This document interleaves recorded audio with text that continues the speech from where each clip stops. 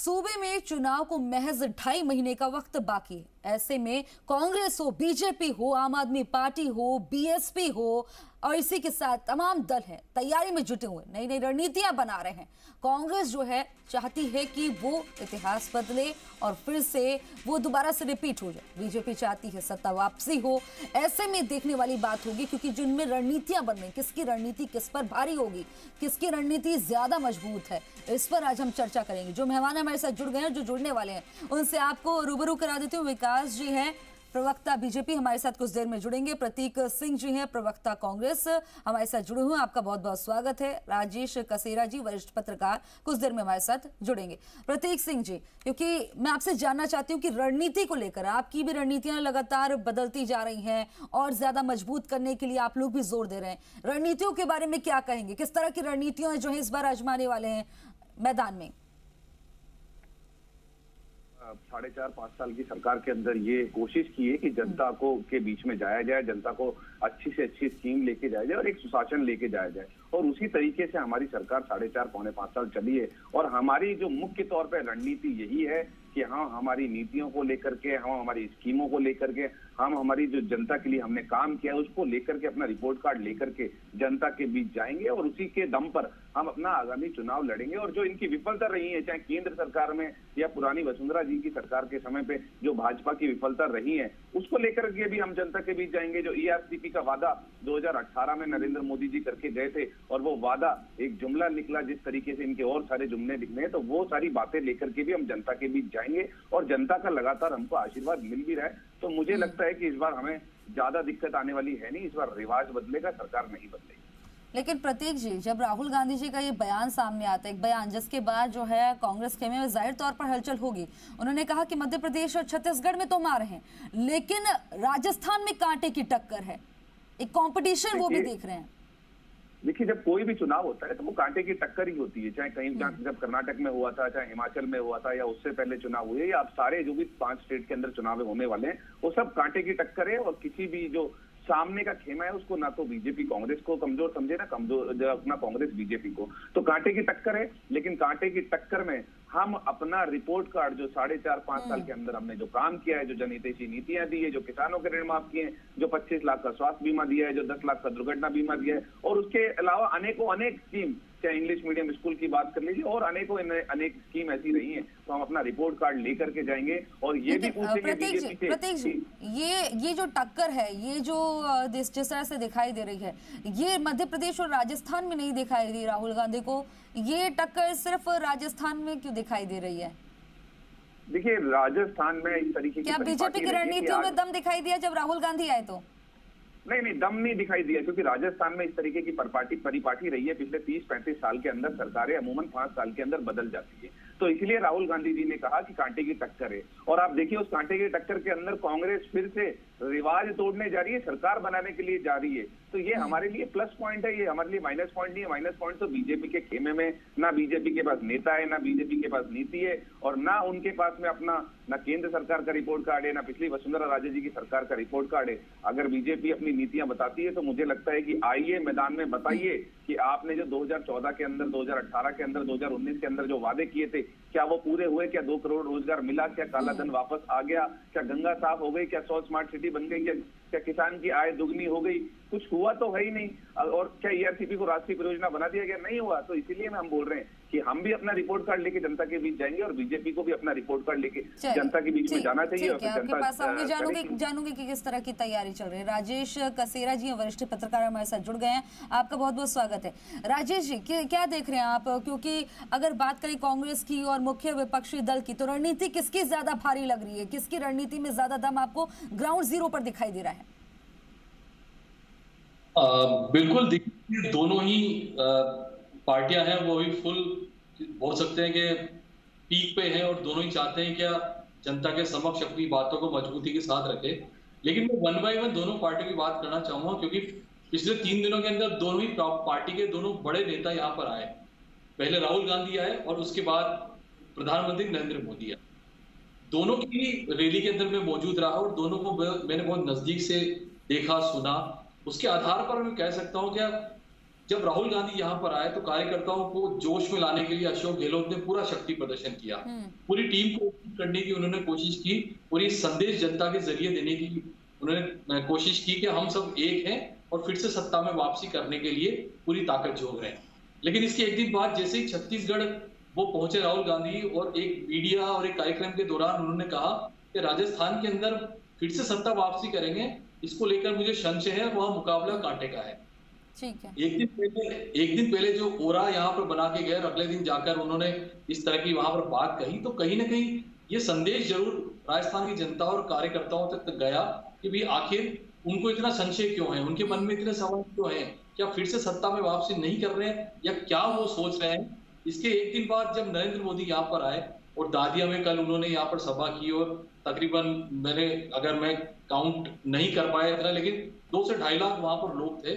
Party ने मंच के ऊपर सबको लाकर यही कोशिश की कि हमारे बीच कोई गुटबाजी नहीं है।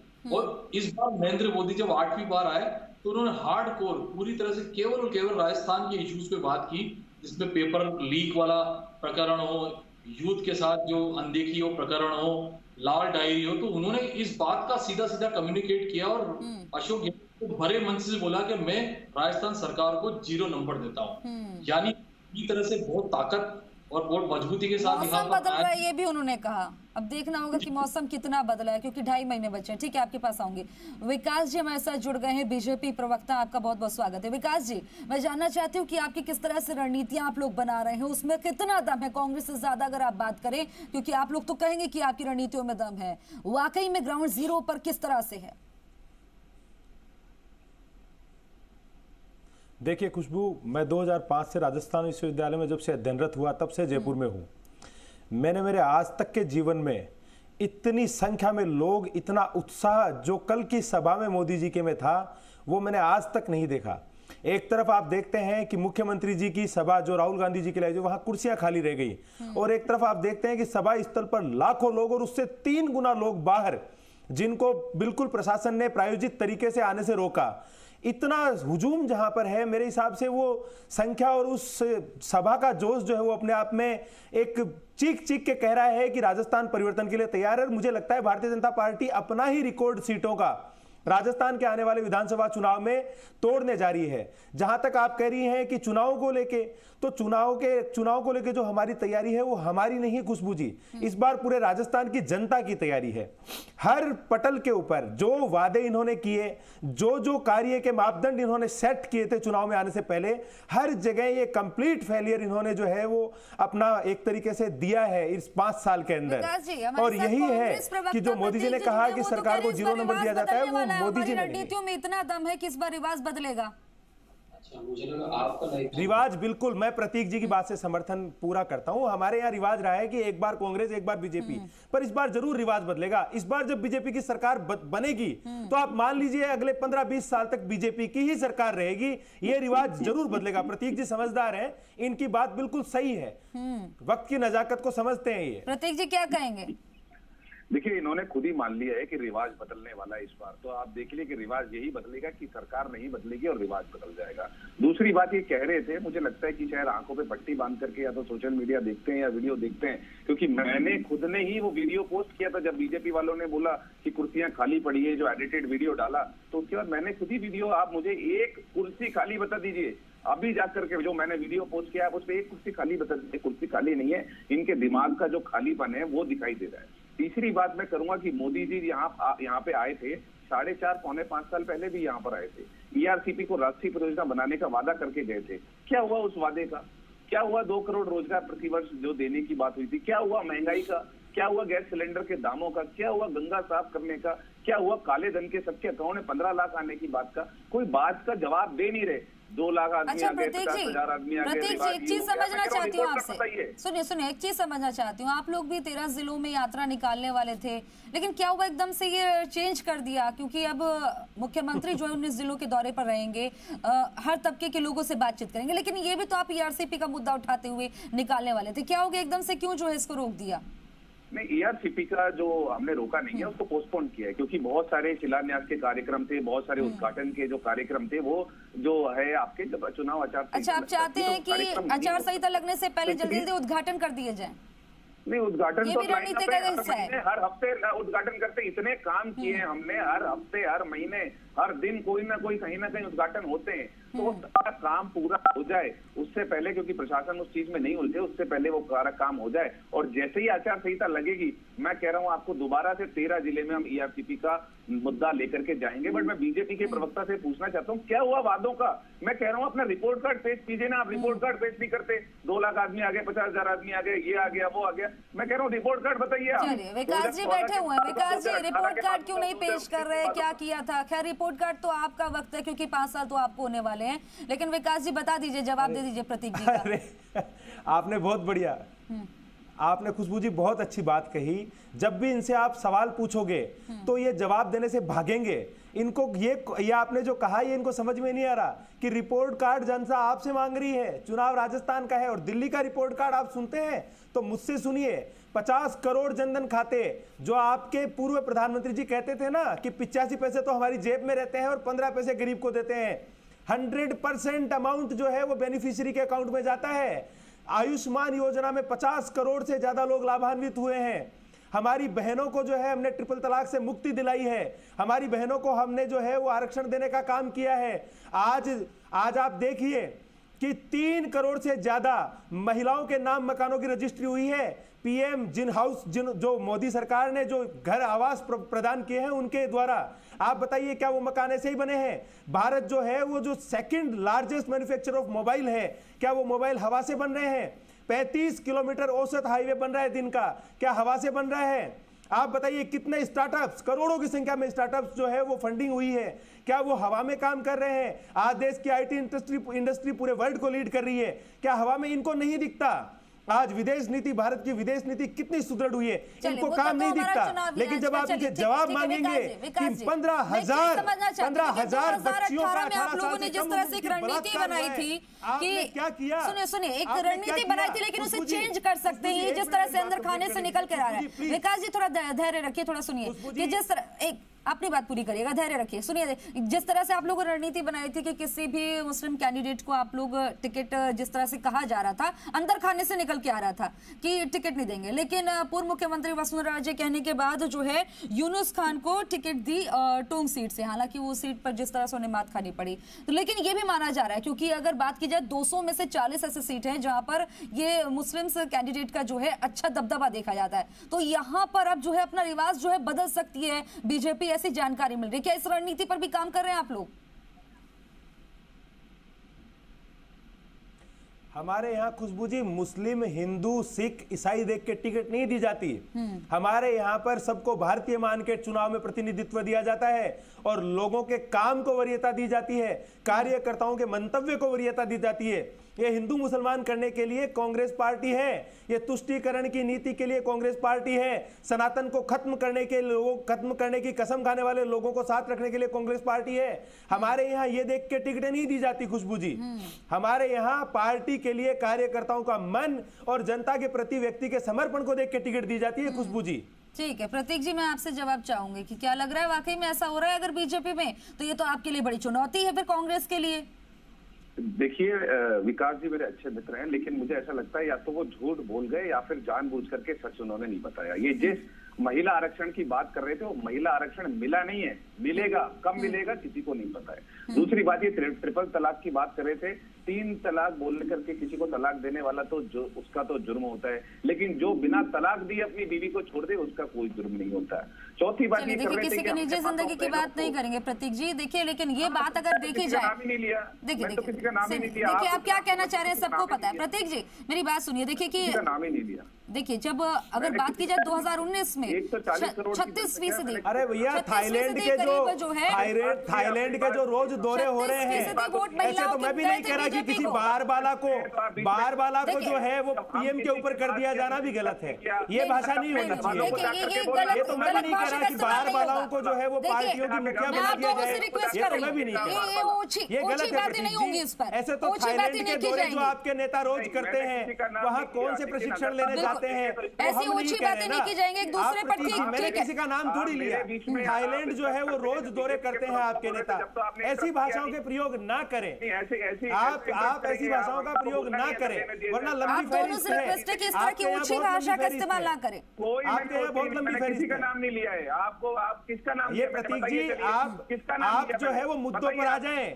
जनता से जिस बारे में वोट लिए थे ना, उसका जो नाम कोई नहीं ले रहा है यहाँ किसी का। हम थोड़ी ना बार बाला कह रहे हैं किसी को, हम थोड़ी ना किसी को राजेश जी, मैं आपके पास आऊंगी। हम थोड़ी ना कह रहे हैं। पीसीआर से रिक्वेस्ट करूंगी कि जिस तरह की ऊंची बातें और एक दूसरे पर ये टीका टिप्पणी की जा रही है, म्यूट किया जाए दोनों को। राजेश जी, आप सुन रहे हैं कि किस तरह से जो है देखने को मिल रहा है कि रणनीतियां तैयार की जा रही हैं। मुख्यमंत्री अशोक गहलोत 19 जिलों का दौरा करेंगे, इससे कितना आपको लग रहा है, क्योंकि हर तबके से जुड़ेंगे, युवाओं से भी जुड़ेंगे, वहीं किसानों से जुड़ेंगे, व्यापारियों से जुड़ेंगे, इसका कितना प्रभाव जाएगा चुनाव से पहले? देखिए, पिछले कई साल से क्या कुछ समय से हम लगातार यदि किसी भी बीजेपी के प्रवक्ता को सुने या कांग्रेस के प्रवक्ता को सुने, उनको सुनने के बाद ये लगता है कि अब राजनीति दिशा कहाँ जा रही है, कहाँ पर लोग अब राजनीति को किस चरम तक ले जाकर देखेंगे। गद्दार, कमीना, बकवास, मतलब इतनी भाषा, अभद्र भाषा का उपयोग यहाँ पर होने लग गया है कि कभी कभार लगता है कि हम कैसे नेताओं को चुनकर और अपना जनप्रतिनिधि बनाते हैं। देखिए, संयम और काम करने की जो ललक है या आपकी सोच और संकल्प है, ये आपकी वाणी से झलकती है। आप बजाय मुद्दों पर बात करें, आपने क्या किया उसको जनता के बीच लेकर जाकर बताएं। उनको बताएं कि हमने 4 साल सरकार में 5 साल ये प्रयास किया है। विपक्ष उन मुद्दों पर बात करे कि ये क्या करना चाहते थे, क्या नहीं कर पाए। जनता तुलना चाहती है, कौन अच्छा काम करता है। जनता ने अगर कांग्रेस को सत्ता में अगर मौका दिया तो इसी उम्मीद के साथ दिया कि वो उनके प्रति काम करे, उनकी जो भी विकास के मुद्दों को आगे लेकर जाए। यदि उनको बदलाव करना है और फिर से अगर भाजपा को मौका देते हैं, तब भी जनता की स्ट्रेटेजी यही होगी।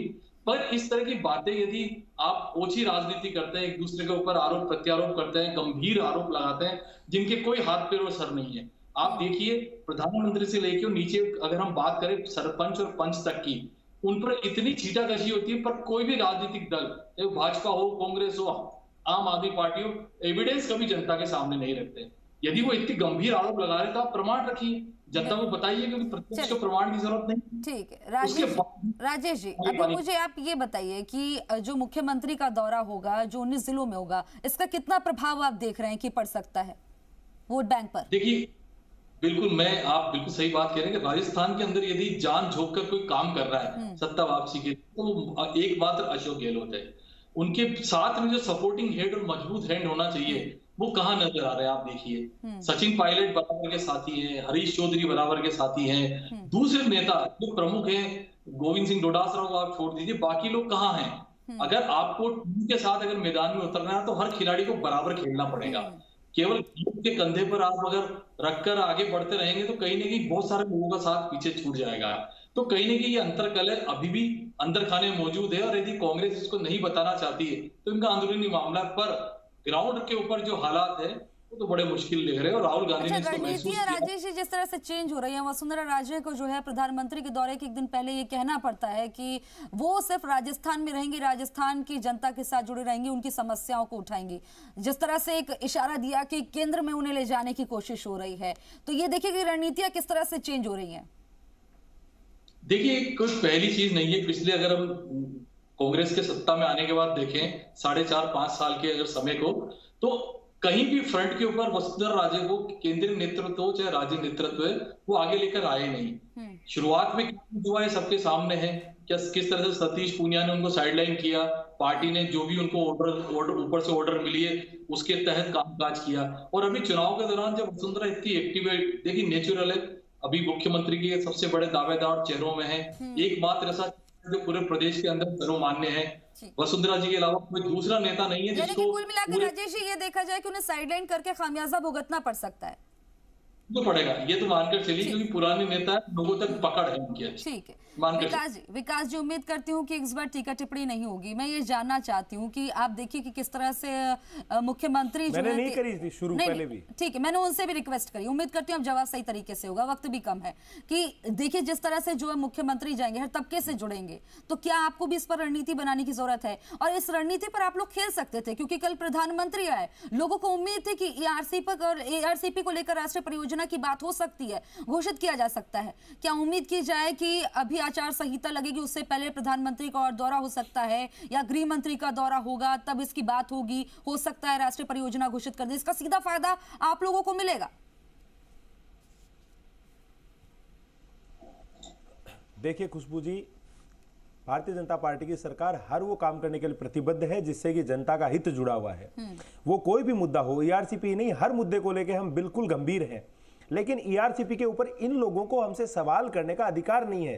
इन्होंने अपने चुनावी एजेंडों में कहा कि 9,000 करोड़ रुपए अपनी तरफ से लगा के काम करेंगे। इनसे पूछिए इन्होंने कितना बजट आज तक ईआरसीपी को दिया, कितने अधिग्रहण इन्होंने किए। इनको 9 बार जो है वो हमारे केंद्रीय जल शक्ति मंत्रालय की तरफ से बात करने के लिए बायलैटरल सवाल किया ना, जवाब बुलाया गया। ये कितनी बार वहां गए, इन्होंने पूरे क्षेत्र को वंचित रखा। खुशबू जी, प्रतीक जी 30 सेकंड में विकास जी का जवाब दीजिए।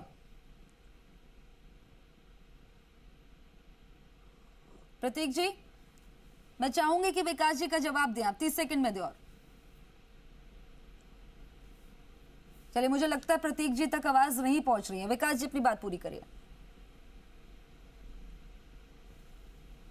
मैं यही कह रहा हूं कि इन्होंने, आप देखिए कोटा के एयरपोर्ट का मामला ये उठाते हैं, वहां पर सामने आया 7.30% अधिग्रहण आज तक नहीं किया इन्होंने जानबूझ के राजस्थान की जनता को गुमराह किया, सिर्फ महज राजनीतिक रोटियां सेकने के लिए लोगों के हितों को इन्होंने आग में झोंक दिया ताकि चुनाव में उन बातों को लोगों को गुमराह कर सके। लेकिन ये खुशबू जी, ये दौर है आप जैसे जागरूक पत्रकारों का, सोशल मीडिया का, लोगों से ज्यादा दिन तक के छुपे नहीं रह सकते। इनकी कलई खुल गई है। आज 70 लाख से ज्यादा रणनीतियां लगातार बदल रही हैं। तमाम मेहमान मेरे साथ 5 का पंच में जुड़े, आप सभी बहुत बहुत शुक्रिया। विकास जी बहुत बहुत शुक्रिया, प्रतीक सिंह जी बहुत बहुत शुक्रिया, राजेश कसेरा जी आपका भी बहुत बहुत शुक्रिया। तो आप देख रहे हैं कि चुनाव को महज 2.5 महीने का वक्त बाकी है और ऐसे में लगातार रणनीतियां बदल रही हैं, नई बन भी रही हैं। इन रणनीतियों से कितना फायदा होता है, जनता में इसका कितना प्रभाव पड़ता है, किसका पलड़ा भारी होता है, 2.5 महीने पता चल जाएगा। बहरहाल 5 का पंच में मेरे साथ नहीं, आप देखते रहिए जी राजस्थान। नमस्कार।